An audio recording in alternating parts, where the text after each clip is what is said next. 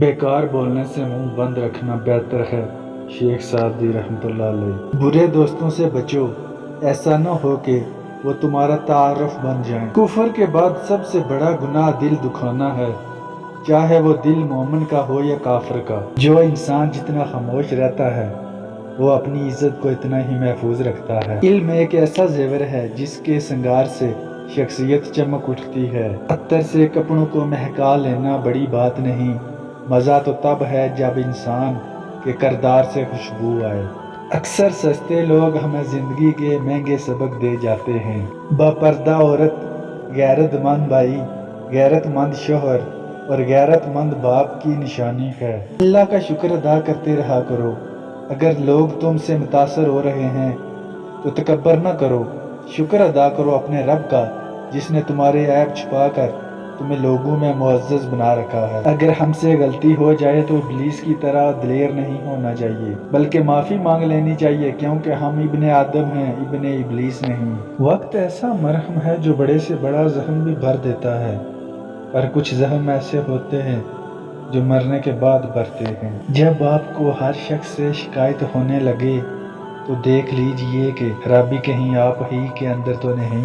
خوبصورت لوگ ہمیشہ اخلاق کے حامل نہیں ہوتے، لیکن اعلیٰ اخلاق کے لوگ ہمیشہ خوبصورت ہوتے ہیں۔ صبر کرنا اور قدر کرنا نصیب والوں کے حصے میں آتا ہے، کیونکہ صبر آپ کو ہیرا بناتا ہے اور قدر کرنا ہیروں سے بلوا دیتا ہے۔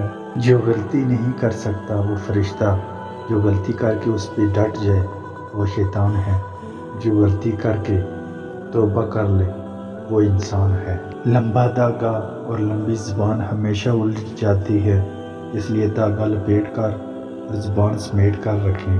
اس آدمی کی عزت کرو جو تمہاری عزت تمہاری غیر موجودگی میں کرے۔ نہ جانے کون سی شہرت پہ انسان کو ناز ہے، انسان تو اپنے آخری غسل کا بھی محتاج ہے۔ بزرگ کہتے ہیں فصل رنگ بدلے تو کاٹ لو، لوگ رنگ بدلیں تو چھوڑ دو۔ ان بدواؤں سے ڈرو جو بول کر نہیں دی جاتی۔ کسی غریب کو تنگ مت کرو، تیری طاقت پیسہ ہے، اس کی طاقت اللہ ہے۔ مرشد کہتے ہیں غریبوں کی ہائے اور فارغ لوگوں کی رائے کبھی نہیں لینی چاہیے۔ مرشد آج کل تو رشتہ دار ان لکڑیوں کی مانند ہو چکے ہیں جو دور ہوں تو دھواں دیتے ہیں اور اکٹھے ہو جائیں تو آگ لگا دیتے ہیں۔ حسد کرنے والے کے لیے یہی سزا کافی ہے کہ جب تم خوش ہوتے ہو تو وہ اداس ہو جاتا ہے۔ محبت اور دوستی یہ دو چیزیں ہر طوفان کا مقابلہ کر سکتی ہیں، مگر ایک چیز ان دونوں کے ٹکڑے ٹکڑے کر سکتی ہے اور وہ ہے غلط فہمی۔